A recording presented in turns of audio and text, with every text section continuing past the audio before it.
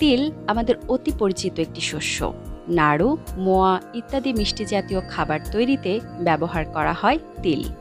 এছাড়া তিলের তেল আমাদের স্বাস্থ্যের পক্ষে খুবই উপকারী। তিলের তেল ব্যবহার করা হয় রূপচর্চার ক্ষেত্রেও। নানা রকম ভিটামিন ও খনিজ উপাদানে ভরপুর তিল পুষ্টির সমস্যা নিরসনে অত্যন্ত গুরুত্বপূর্ণ ভূমিকা পালন করে। তাই সুস্থ থাকতে তিল ও তিলের তেলের প্রয়োজনীয়তা জানাটা জরুরি। শরীরের পুড়ে যাওয়া জায়গায় তিল পিষে তার সাথে পানিতে ধোয়া ঘি ও কর্পূর মিশিয়ে প্রলেপ দিলে খুব দ্রুত আরাম পাওয়া যায়।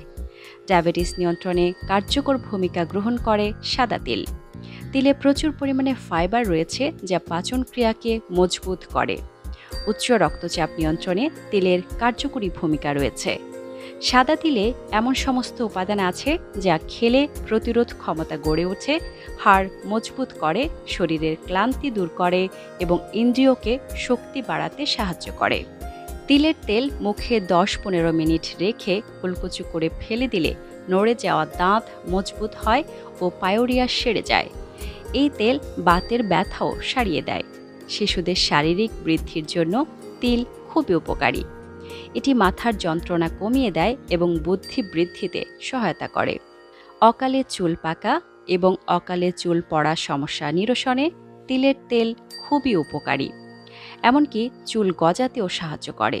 তিলের তেল ত্বকের উজ্জ্বলতা বাড়ায়। সাদা তিল ত্বকের অবাঞ্ছিত দাগ দূর করে।